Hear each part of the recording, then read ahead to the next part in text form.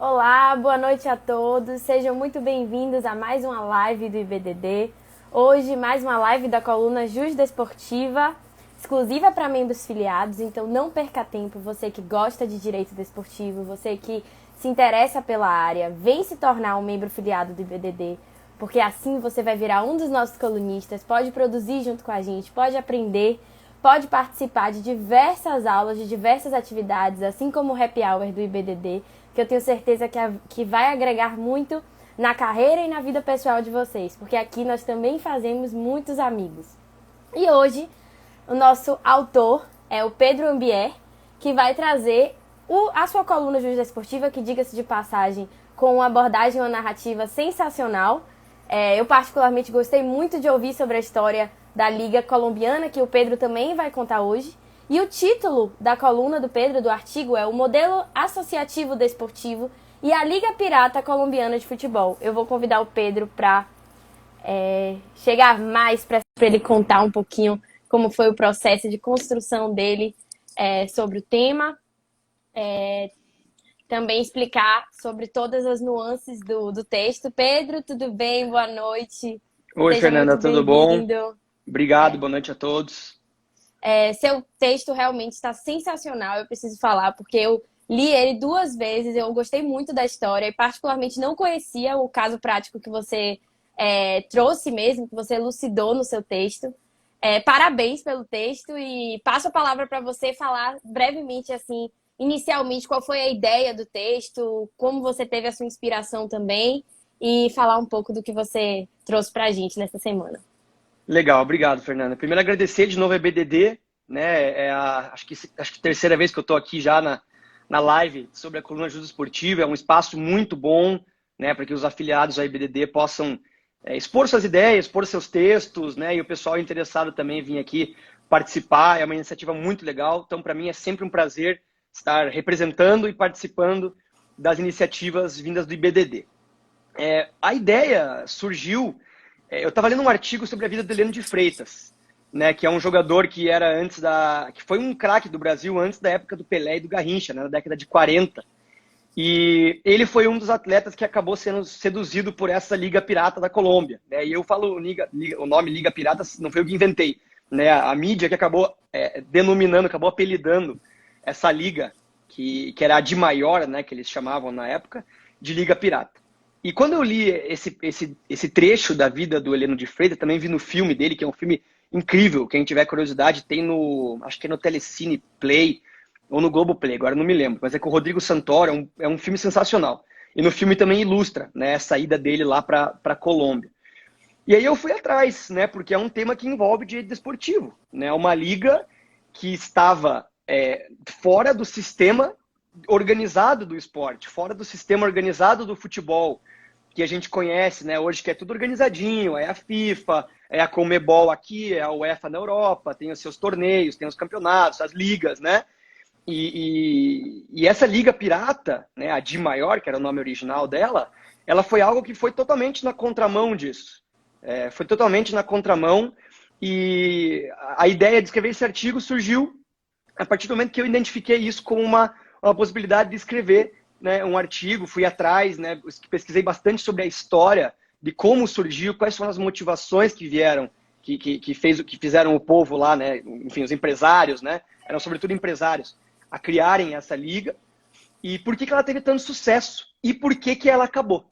Né? Ela durou 5 anos, né, foi de 49 a 54, se não me falha a memória agora, e ela deixou um legado interessante, né, aí para os interessados no direito esportivo para estudar. Né? Hoje, o que aconteceu naquela época é muito difícil acontecer de novo, né? Mas para fins acadêmicos e para fins de curiosidade, né, para quem tem interesse, é bem interessante dar uma lida e dar uma pesquisada sobre o que aconteceu naquela época e tentar, né, imaginar como que é impossível acontecer isso hoje, né? Como que seria muito difícil acontecer isso hoje.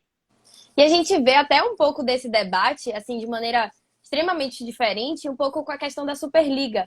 Veio muito a questão da Superliga quando eu lia o seu texto, dessa questão de se desvincular da estrutura. E É verdade. particularmente, quando eu fiz a minha especialização em Direito Desportivo, o que eu mais escutava, quando eu comecei eu não sabia nada mesmo, era da pirâmide estrutural do esporte. Era na pirâmide que organizava. É Uhum. exatamente esse modelo associativo desportivo que organiza toda a nossa estrutura de filiação. E sempre ficava aquela ideia, hierarquia, filiação, subordinação. Enfim, eu acho que seu texto ele elucida muito toda essa relação entre esse modelo. E aí, de logo, já queria que você trouxesse pra gente um pouquinho como ele se baseia, como ele se comporta e como ele organiza o sistema. Eu acho que é legal a gente ter logo esse entendimento para poder avançar para a outra narrativa do seu texto mesmo. Uhum. A Superliga é um bom exemplo frustrado, porque a Superliga acabou sendo um grande fracasso. Né? Ela teve uma edição que teve um apelo, aquela coisa dos clubes querendo se desvincular, né, do sistema, né, da CBF, enfim. E no segundo ano ela já foi completamente esvaziada. Né? Os clubes nem porque não queriam, mas eles não tinham mais como, não teve mais como sustentar. Eu acho que teve 2 edições só da Superliga, né? Ou no máximo 3, mas eu acho que foram 2. E é um bom exemplo, né? Eu também tentei fazer esse paralelo, né? Pelo menos para entender como é que funcionava a Liga Pirata colombiana. E realmente, como você bem falou, né? O nosso sistema, o sistema do desporto, não só do futebol, mas de qualquer modalidade desportiva, ele é baseado num sistema piramidal, né? Então, realmente, até na minha própria coluna, eu coloquei ali a representação da pirâmide, né? Que lá em cima, algumas representações colocam o COI lá em cima, outras não. Né? Eu prefiro a que tem, só que dele não ficaria mais uma pirâmide, seria uma pirâmide com uma pontinha, assim, né? Mas seria o COI, né? Que é o órgão, enfim, máximo de todos os esportes, né? Em termos olímpicos também, e que reconhece uma entidade internacional, uma federação internacional para cada modalidade esportiva. Né? Então, no futebol é a FIFA, não existe outra. Né? Na natação é a FINA, não existe outra. Né? Até poderia existir. Né? Nada impede de que um dia isso mude. Mas a tendência não é essa. Né? Porque o sistema hoje é organizado de uma forma e ele é aceito. E por que eu digo que ele é aceito? Porque os degraus da pirâmide, né, as fases da pirâmide da estrutura desportiva, ela é feita por associações totalmente voluntárias e espontâneas. Né? É claro que isso, juridicamente, legalmente, na prática, como a gente vai tentar explicar aqui, isso é um pouquinho mais complicado. Né? O buraco é um pouquinho mais embaixo. Mas então, por exemplo, para quem não conseguiu visualizar como que seria essa pirâmide ainda, por exemplo, no futebol, né, que pelo menos é a minha área de trabalho e é que a maioria das pessoas no Brasil, pelo menos, tem mais contato. É a FIFA, embaixo da FIFA estão as confederações continentais, né, Conmebol, CONCACAF, UEFA, né, a da África e a da Oceania, né, e abaixo delas estão as federações nacionais, a CBF, a Associação Argentina de Futebol, a Federação Francesa de Futebol, e assim vai. No Brasil, temos ainda a especificidade das federações estaduais. Né? Em outros países pode ser que tenha algo similar, né? Os países que têm, às vezes, cantões, regiões, estados, né?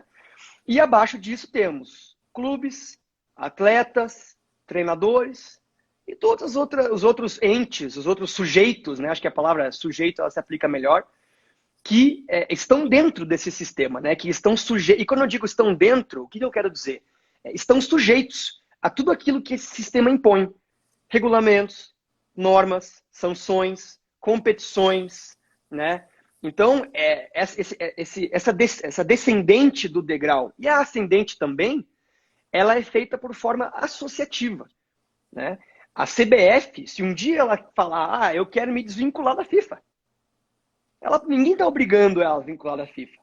Ela pode fazer isso. Ou se eventualmente surge uma outra entidade que se diga a entidade organizadora do futebol no Brasil e ela consiga chamar a atenção dos clubes de alguma forma, consiga atrair todos os clubes para que larguem a CBF e se vinculem a ela. Tudo isso num plano das ideias pode acontecer. Pode acontecer. Só que a gente sabe que na prática é quase impossível. Né? Quase impossível, porque como que o Brasil vai arriscar ficar fora, por exemplo, da Copa do Mundo? Né? A Copa do Mundo é uma competição organizada pela FIFA. Né? Então, não faria sentido bater de frente com a entidade que organiza os torneios de maior apelo. Né? Existiram casos, que a gente até vai falar aqui, que não foram o foco do meu texto, mas que eu falei rapidamente só para ilustrar e coloquei até os links das notícias e das matérias, mas de seleções menores, como Camarões, como Kosovo. Enfim, tiveram alguns países que tiveram problemas já com a FIFA, e acabaram sendo ou suspensos ou excluídos e não podendo participar mais de eliminatórias de Copa do Mundo, né? Acontece isso muito nos países que entram em guerra, no leste europeu, né? Como, por exemplo, Sérvia e Montenegro, quando separa, e Kosovo, quando tenta a independência, né? Mas, enfim, esse é tema para outra live, né? E para outro artigo, inclusive. Já estou aqui já pensando Pode produzir, pode escrever, porque experiência e conhecimento você tem. Isso você já está provando aqui para todo mundo. Obrigado. Então, com relação à primeira questão, né, ao mecanismo associativo desportivo, ele se baseia nisso, né? O nome associativo já se diz por si só, né? É baseado em associações, e quando eu digo espontâneas e voluntárias, isso é juridicamente falando, né? Como eu falei, no plano das ideias, legalmente, é o que pode e o que não pode ser feito. Agora, o que acontece realmente, a gente sabe que é muito difícil, né? Todas essas possibilidades de ser criada uma CBF paralela, por exemplo, um exemplo bem básico, mas para ficar claro para quem está assistindo, é uma coisa assim de chance ínfima, né? Mas juridicamente ele pode acontecer. É bem interessante quando você traz essas ideias, e para nós que trabalhamos todos os dias, realmente, diga-se de passagem, muito mais que futebol, porque é o esporte que predomina mesmo no nosso país, a gente sabe que esse sistema funcionar num cenário de globalização é muito importante, porque a gente depende do que está acontecendo no mundo inteiro para o esporte acontecer. Tanto na questão das regras dentro de campo serem as mesmas, quanto para existir um equilíbrio competitivo também fora dele. E aí eu já lanço para você uma questão que você trouxe no seu texto, eu acho muito importante, que é essa forma de vinculação, de filiação, ela gera também uma possibilidade de coerção. Então, de que forma as federações internacionais, eu acho que é importante você salientar isso do seu texto, elas impõem essas regulamentações, essas regras às federações nacionais, para que essa estrutura piramidal ela realmente se cumpra e tenha uma efetividade? Vamos dividir em dois, então. A primeira parte que você falou é bem interessante também. Se eu não me engano, não está no meu texto, mas é uma parte muito... até falei na minha monografia disso, que é muito interessante. É a transnacionalidade, né, dessas normas advindas de federações internacionais. Né? A questão de a FIFA e essas outras federações de outras modalidades congregarem o maior número de países do que entidades como a ONU, por exemplo. Né? Imagino que hoje ainda seja assim, até um tempo atrás era, né? 215, 218 países. Então, ela tem que fazer regulamentos e normas que atendam às realidades e às culturas e às diferenças de todos esses países. Né? Então, isso realmente é muito difícil. Você fazer uma norma que tem que ser interpretada e aplicada da mesma forma no Brasil, na Bósnia e na Coreia, né? E no Zimbábue. É muito difícil. Então, por isso que acontecem esses conflitos, por isso que existem esses conflitos. E com relação à segunda etapa, a segunda parte da questão, né, de que forma que as federações internacionais impõem isso às suas entidades membros, né? Porque as entidades são membros, a CBF é um membro da FIFA, né? Um membro filiado à FIFA. Filiado, associado, enfim. Aí depende do termo de preferência, mas é essa a ideia. São basicamente duas. Uma mais leve e uma forma de coerção mais pesada. A primeira é a suspensão. Né? A FIFA ou as outras federações, elas olham, você está fazendo isso? Tá bom, você não pode fazer isso que você está fazendo. Né? Os casos que eu coloquei no texto ali, que eu coloquei o link, eram muito em função de golpes de Estado. Ela estatal, né, nas federações nacionais. Então, nos países que isso começa a acontecer, em que começa uma ditadura, alguma coisa assim, e o governo começa a se imiscuir nas questões das federações nacionais, a FIFA fala, opa, não pode, meu regulamento está aqui que não pode, você concordou que não podia quando você se associou à FIFA, e se isso aí continuar, eu vou te suspender. Você vai ficar 3 anos sem participar de competições organizadas pela FIFA. Né? E, quando isso acontece, a federação corrige o problema rapidinho. Porque para ela é péssimo, é prejuízo, né? É menos exposição. Então ela tenta corrigir esse problema rapidinho para se readequar às normas da FIFA e fazer com que a suspensão seja revogada. Né? Quando acontece de essa questão não ser resolvida, aí tem a tão temida punição da expulsão, né? Da FIFA falar, agora você não pertence mais aos quadros da FIFA e se vira. Você vai viver à margem do futebol organizado, né? Ou da outra modalidade em termos organizados. E o que existe fora do futebol da organizado? Existe futebol de várzea, existe suburbana, existe muitos campeonatos, óbvio, não estou, né, tirando o valor. Mas isso para as entidades, para as federações nacionais, para os clubes, para tudo que envolve esse futebol organizado, profissional, é muito ruim, é muito prejudicial. Então, né, resumindo, as duas formas de coerção, as mais drásticas, pelo menos, que são a que usualmente as federações tomam, é primeiro uma suspensão para dar um susto, né? E depois, se aquilo não for corrigido, a desfiliação, né? A expulsão. Com certeza. O que você falou é muito importante, eu acho que é sempre válido a gente relembrar, é que é muito mais uma coisa natural das pessoas quererem participar do futebol organizado, e para você participar do futebol organizado, você precisa respeitar toda essa estrutura, toda essa regulamentação. Uhum. E aí a gente teve o exemplo que você trouxe da Liga Colombiana, a Liga Pirata, que você até colocou entre aspas, mas eu particularmente acho que o termo, ele é um pouco, não é tão formal, mas ele, querendo ou não, compreende a situação mesmo. E da mesma forma como você narrou no seu texto, contando uma história mesmo, extremamente, assim, boa de ler mesmo, da gente entender tudo o que aconteceu, seria interessante você trazer também o caso, um resumo do caso, e também o que levou a Liga a ter tanta expressão, a ganhar tanta visibilidade, e ser uma história que, por exemplo, você conseguiu identificar através de um documentário de um atleta que você estava assistindo, porque foi parte da carreira dele. Tá. Só fazer um parênteses antes de entrar na Liga Pirata Colombiana, porque é mais recente. Todo mundo lembra aqui da Lei Geral da Copa, né, no Brasil. E a Lei Geral da Copa, ela fez vista grossa para diversas coisas. Diversas coisas. Teve um julgamento até sobre a possível inconstitucionalidade nela no STF, que deixaram passar inúmeras coisas. E por que isso? Porque a partir do momento que o Brasil, o Catar, a África do Sul, a Rússia, se candidatam para sediar uma Copa do Mundo, da FIFA, né? A Copa do Mundo é da FIFA. É um produto da FIFA, que é uma entidade privada localizada na Suíça. Não mais que isso. É isso. Né? Esses países têm que se adequar às imposições que a FIFA coloca. Senão a FIFA fala, tá bom, tem 300 países querendo fazer Copa do Mundo. Eu não vou fazer em outro. Vou fazer naquele que se adequar às coisas que eu quero. Né? Então aí que está a questão da escolha de livre e espontânea vontade. Então, a gente lembra de coisas como, por exemplo, ambulantes não poderem vender coisa em volta do estádio, né? Não poder vender cerveja que não fosse, acho que era Brahma e Budweiser, né? Na Copa do Mundo, não podia vender num raio de 2 km do estádio, não podia vender, enfim, qualquer que fosse o material de alguma coisa que fosse contra os patrocinadores do evento. E, e outras diversas coisas que acabaram passando na Lei Geral da Copa. Por quê? Porque o Brasil falou, não, tem que passar, porque por isso, aquilo vai ser bom para nós. Exposição, financeiramente, enfim. Aqui não entro no mérito também para saber se a Copa foi uma questão boa ou não. Né? Mas a questão foi essa. Na Rússia deve ter sido a mesma coisa, né? Na África do Sul deve ter sido a mesma coisa. Né? Então, essa questão do associativo também tem muito a ver com isso. Todo mundo quer sediar uma Copa.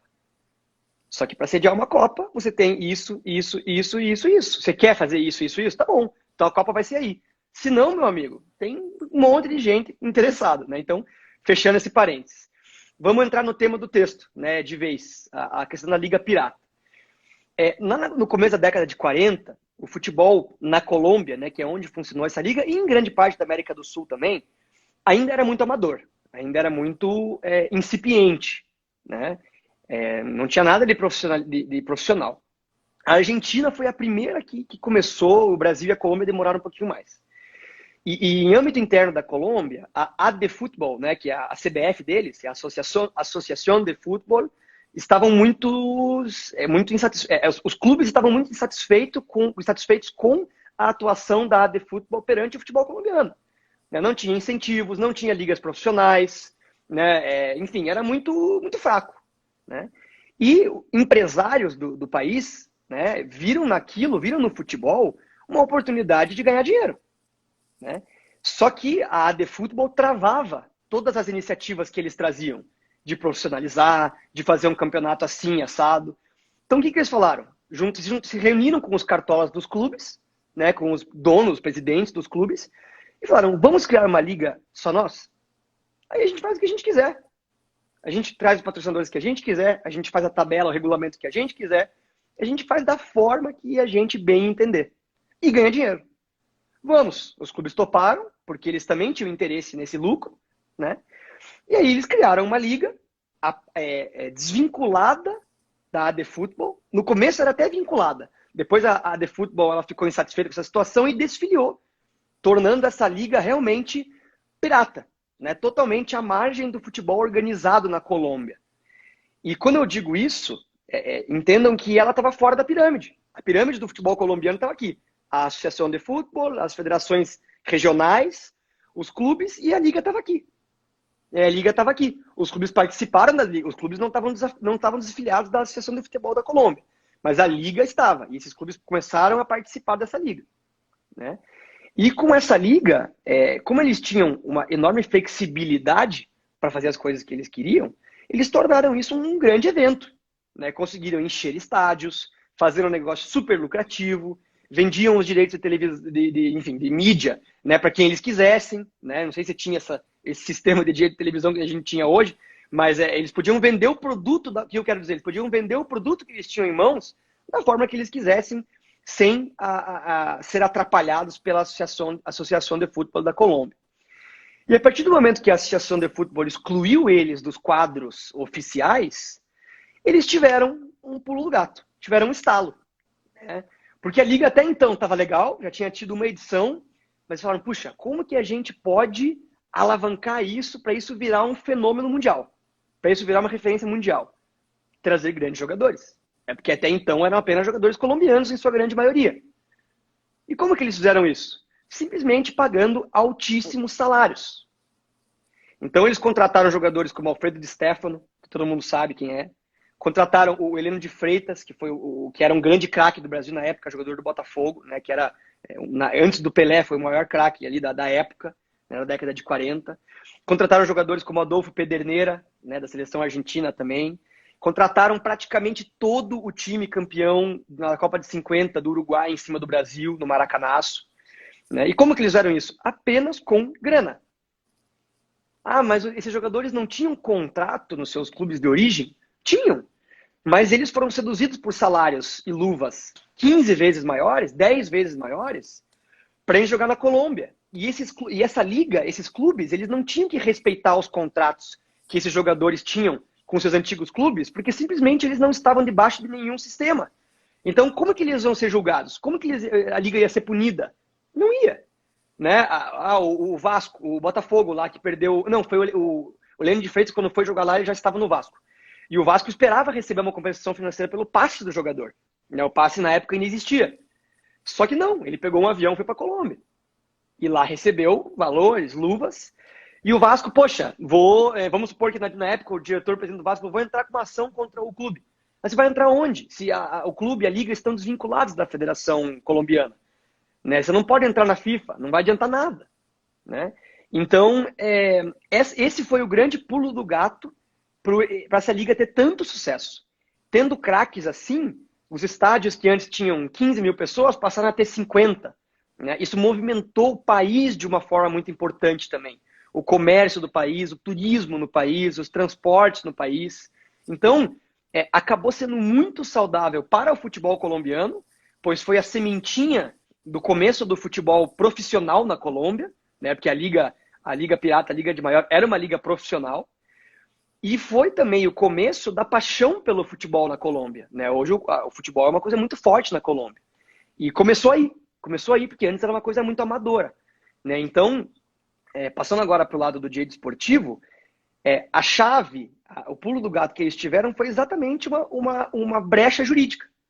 Uma brecha jurídica, eles poderem contratar os jogadores que eles quisessem, apenas pagando mais, e sem ter que se preocupar com possíveis punições por não estarem dentro da pirâmide do sistema, né, do direito esportivo, do sistema jurídico desportivo, que a partir do momento que você está dentro dela, você está sujeito às regras, às punições. Se você está fora, o que vai acontecer?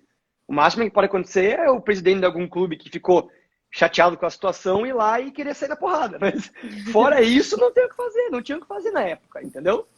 Então, a liga durou 5 anos, né? 5 anos. E foi um sucesso. Foi um sucesso de bilheteria, foi um sucesso com os jogadores que eles conseguiram contratar, né? E a iniciativa dos empresários deu muito certo, eles devem ter ganho muito dinheiro, né? E ficou para a história. Ficou para a história como um episódio muito interessante hoje para a gente estudar tanto como cunho histórico como de cunho jurídico, né? É muito interessante lhe ouvir falar da Liga, porque você fala com muito conhecimento de causa. E como eu disse, eu já tinha, assim, eu não sabia da história. É óbvio que quando a gente vai estudando, a gente escuta uma coisa ou outra que aconteceu. Eu já tinha ouvido falar do caso de Camarões, por exemplo, do país, de o reboliço mesmo que aconteceu por lá. Mas a Liga, ela traz alguns entendimentos para nós, até na questão de investimento, para a gente ver até onde os empresários podem chegar quando eles querem colocar dinheiro no futebol. E olhar um reflexo da nossa visão hoje para o passado e ver o quanto a gente evoluiu e hoje como as nossas regulamentações se comportam. É interessante traçar esse paralelo. Mas aí a gente vem para perto do final do seu texto, quando você traz a retomada da Liga para o futebol colombiano e para o futebol organizado, no caso. Quando eu digo futebol colombiano, eu digo futebol organizado. Porque como a gente estava falando antes, de algum jeito, o futebol ele precisa dialogar com a globalização, ele precisa dialogar com os outros. E por mais que a gente queira viver um universo só nosso, às vezes ele precisa se expandir. Então eu queria ouvir de você como foi essa retomada, como a FIFA e a Conmebol trabalharam para trazer a Liga e todos os sujeitos envolvidos nela para o futebol organizado novamente. Tá. Quem tiver depois curiosidade, né, no texto eu coloquei valores. Né, os valores que eram pagos na Argentina, no Brasil, o porquê que foi tanto jogador para lá. Né, e quando vocês verem os valores lá, vocês vão ver que realmente não tinha como o cara dizer não. Né, era 10 vezes mais, 15 vezes mais do que eles ganhavam. E eles tinham um retorno muito grande nisso. Né, eu até coloquei um exemplo no texto lá da bilheteria que eles tiveram da partida que marcou a estreia do Adolfo Pedernera. Eles pagaram uma luva, né, de tantos $1.000 na época, lá que era um valor exorbitante, e no primeiro jogo dele, eles já conseguiram de receita de bilheteria mais aquilo que eles tinham pago. Né? Então tornou-se um investimento muito interessante. Mas é bem o que você falou, tava na cara que isso ia durar pouco. Né? Porque não dá para você viver descolado da sociedade. Né? Da sociedade não, mas enfim, do sistema de uma forma geral do resto do mundo. Né? A Colômbia não é outro planeta, tá aqui, né? Tá aqui dentro. Então, mais cedo ou mais tarde, eles iam ter que se submeter às pressões e retornar. Um exemplo, eu acho que eu vou traçar um paralelo talvez um pouco ousado aqui agora, mas eu acho que dá para fazer uma comparação bem de leve. O futebol nos Estados Unidos, ele tem um pouco ainda dessa resistência a se adequar àquilo que a gente tem no resto do mundo. Né? Então lá, as ligas de futebol, eu vou falar de futebol americano, mas é de futebol normal lá nos Estados Unidos. Né? As ligas americanas de futebol, elas têm um sistema completamente diferente das ligas do resto do mundo. Né? Isso é igual às ligas de basquete, por exemplo, de futebol americano, que não tem rebaixamento, que você tem que comprar uma franquia para você fazer parte, tem teto de salário, todas aquelas coisas que acontecem em todas as outras ligas. E isso faz com que os Estados Unidos, mesmo sendo uma potência em absolutamente tudo, eles ainda não conseguirem ser uma potência no futebol. Porque eles resistem a se adequar a esse tipo na verdade, esse tipo não, a tudo. Né? Eles resistem a se adequar à realidade do futebol no mundo inteiro. Porque o futebol não é deles. O beisebol é deles, o basquete pode ser mais deles, mas o futebol não é deles. O futebol foi chegar lá muito depois. Né? Começou na Europa, depois veio para cá, muito depois que acabou indo para lá. Então, na minha visão, Opa, voltou. Enquanto eles não se adequarem 100%, né, a essa realidade, eles sempre vão ser tratados como um negócio diferente. Não estou falando que é melhor ou pior. É fantástica. A MLS funciona de uma forma incrível. Né? Mas é diferente. É diferente. E eles sempre vão ser tratados como os diferentões. Né? Eu acho que eles gostam. Então, então deixa assim. Mas com relação ao desfecho, né, como que foi esse do meio para o final, né, e como que o futebol colombiano voltou a ser ali de monopólio da AD Football e como consequência também da Conmebol e da FIFA. A questão é que houve muita pressão, né? Todos esses clubes que perderam jogadores de graça, né, de uma forma ilegal, e por que eu faço aspas no ilegal? Porque quem cometeu esse ato ilegal, na verdade, não estava cometendo um ato ilegal porque não estava sob aquelas normas, né? Mas dentro do sistema era um ato ilegal.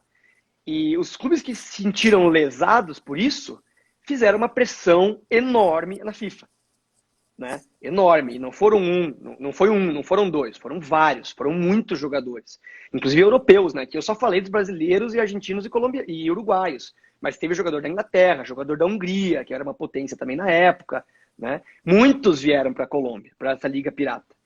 E começou uma pressão muito forte, né? Uma pressão muito forte que fez com que, inevitavelmente, a FIFA tivesse que tomar alguma atitude, né? Porque a FIFA também, inevitavelmente, não concordava com isso, né? Porque era uma forma dela perder o controle daquilo que é o produto dela, que é o futebol, né? Então, ela, em conjunto com a Conmebol e com a Associação de Futebol da Colômbia, começaram a pressionar os clubes, né? E a própria AD Football, né? Ela também foi pressionada, no sentido de que, se ela não resolvesse esse problema, né, a AD Football, ela seria excluída dos quadros da FIFA. E aí, por exemplo, a seleção colombiana não poderia participar de Copas do Mundo, de eliminatórias de Copa do Mundo, de qualquer coisa que fosse organizada pela FIFA, né? E na época, eu não consegui fazer esse estudo comparado de tempo, né? Porque eu não tive acesso ao regulamento da FIFA que vigia na época. Mas hoje, né, existe uma norma que diz que as federações nacionais, né, no caso a CBF, a AD Football, elas são responsáveis solidariamente ou objetivamente pelos atos de seus membros, né, que estão abaixo dela na pirâmide, que também venham a desrespeitar as normas da FIFA. Então, mesmo a AD Football não tendo culpa direta nenhuma, porque ela também estava sendo lesada, ela também perdeu o controle, a FIFA falou, resolva o problema. Não sei como, mas resolva. Porque senão eu vou te excluir dos quadros da FIFA. E aí o que aconteceu? Certamente aconteceu muitas coisas que não saíram nas matérias, não saiu nos livros, não saiu nas reportagens, mas uma das coisas que eu pude extrair foi que houve muita troca de cargo, né? Muita troca de favor.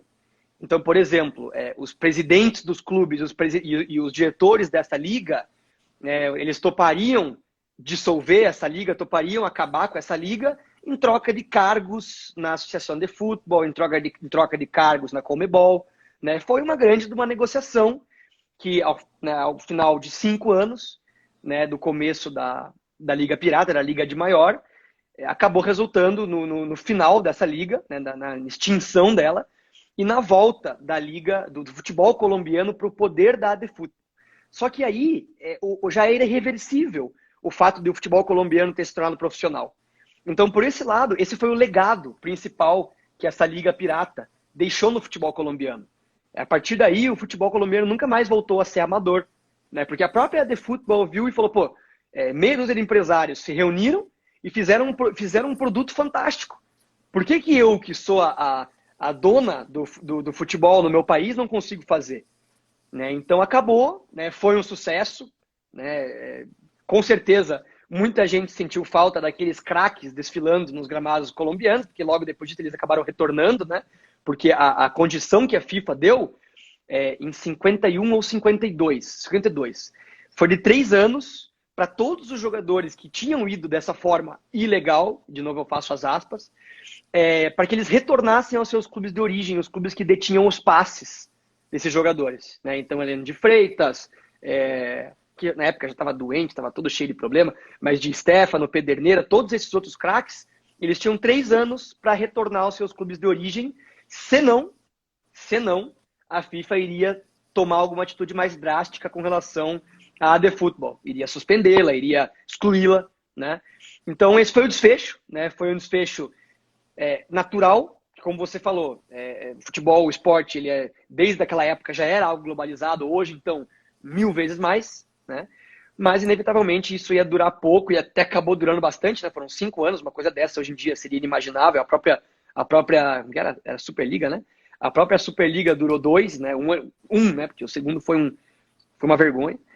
E acabou, e voltou. né, e voltou, mas o futebol desde então na Colômbia passou a ser uma paixão e hoje quem acompanha, mesmo que minimamente a seleção colombiana, o futebol colombiano, sabe que eles são tão malucos como nós por futebol. Ah, com certeza. E é interessante a gente perceber que você estava falando de um caso específico, de uma liga na Colômbia, de uma questão relacionada a sair do futebol organizado, mas ao mesmo tempo eu consegui pegar, por exemplo, às vezes a necessidade da gente poder citar o caso Bosman para mostrar um pouco da questão como era o passe dos atletas. Ao mesmo tempo, eu particularmente, com o seu exemplo dos Estados Unidos, refleti com questões que eu vivo no trabalho, que é a gente preparar contratos junto com a MLS, por exemplo. E muitas vezes a gente olha uma cláusula e a gente fala, cara, não é possível que a FIFA não tá vendo isso. Para mim, Entendi. ela aplica, agora para eles ela não aplica. E a gente fica nesse limbo do direito desportivo, porque a gente sabe que também tem uma briga de egos ali, que é o como você falou. A Liga Colombiana, ela só se encerrou no momento que foi equilibrado. O cargo vai ser de um, o cargo vai ser de outro, como é que o dinheiro vai ficar, como é que a Federação da Colômbia vai se comportar, como é que a gente pode organizar. Porque a partir do momento que você consegue poder dentro daquele universo, dentro daquele mercado, de certa forma não é fácil você desassociar. Por isso que todas essas ligas, todas essas coisas que vão surgindo, a gente sempre estuda da onde ela está surgindo, quem está acompanhando, porque a gente sabe que os sujeitos do futebol, eles falam por si só. Então, é muito interessante ver o tema, é muito interessante ver como você trouxe. Parabéns pelo seu artigo. Eu, particularmente, gostei muito e sei que a maioria das pessoas aqui também só tem comentários elogiando sua exposição. Queria agradecer também ao nosso presidente Leonardo Andreotti, também aos nossos conselheiros, nosso querido Delbin, o Luiz Santoro também, que sempre está com a gente, a Júlia Gelli, que é a nossa coordenadora da Live Justa Esportiva, que sempre está nos auxiliando, está aqui com a gente também, Felipe Souza. Então, pessoal, a gente está chegando ao fim da nossa live, infelizmente, porque assim, Pedro, a gente poderia estar aqui te perguntando a noite toda, porque foi uma exposição brilhante. Muito obrigada pelo seu texto. Eu vou passar a palavra para você fazer as considerações finais. E agradeço aqui, a Raquel também está aqui, é uma pessoa sensacional, Renato. Obrigada a todo mundo que acompanhou junto com a gente. Agradecer mais ao Pedro, que foi quem fez a exposição brilhante, passar a palavra para ele poder fazer as considerações finais. E estamos aguardando o próximo artigo, que você já disse que tem outras ideias. Já está aqui, já estou aqui num cantinho já pensando. Mas muito obrigado, Fernanda. Obrigado para todo mundo do IBDD, Renato, Raquel, Júlia, Mari, nosso presidente Léo, Gustavo Delbin. Né? Só para fechar o tema, eu acho que a conclusão mais interessante que a gente pode tirar disso é o efetivo, a força, né, que a FIFA tem. Né? Porque mesmo tendo todo esse apelo, mesmo a mesma liga tendo sido um sucesso, tendo lotado estádio, tendo vendido ingresso, todos os craques foram para lá, mesmo assim com essa força, esse poder que a FIFA tem do monopólio do futebol, né? E que, consequentemente, também todas as outras entidades de outras modalidades também têm, fez com que isso acabasse. Fez com que isso inevitavelmente acabasse e não durasse mais do que 4, 5 anos. Né? Então, a conclusão é essa. Né? É a força que esse sistema impõe, né, dentro dele mesmo. É muito difícil surgir alguém aqui fora, né, que fale, não, eu vou mudar tudo, eu quero fazer um negócio sozinho. Né? É muito difícil, desde lá. Né? Aqui a gente está falando da final da década de 40, né? Faz muito tempo. E desde lá era assim, e hoje é da mesma forma, né? E muito provavelmente isso vai continuar ainda por muitos anos. Mas, pessoal, muito obrigado por terem acompanhado a gente. Realmente bastante gente aqui comentou. Fico muito contente e não vejo a hora de estar aqui de novo. Obrigada, Pedro. Obrigada a todos que acompanharam. A gente vai encerrar a nossa live agora.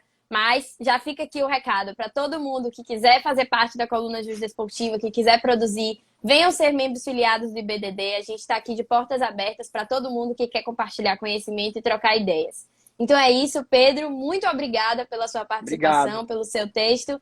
E até a próxima live Justa Esportiva na semana que vem. Temos texto na quinta-feira e na próxima terça-feira live com o próximo autor. E fiquem ligados que o texto dessa semana também tá maravilhoso. Boa noite, tchau, tchau. pessoal. Tchau. Obrigado. Tchau, tchau. Boa noite.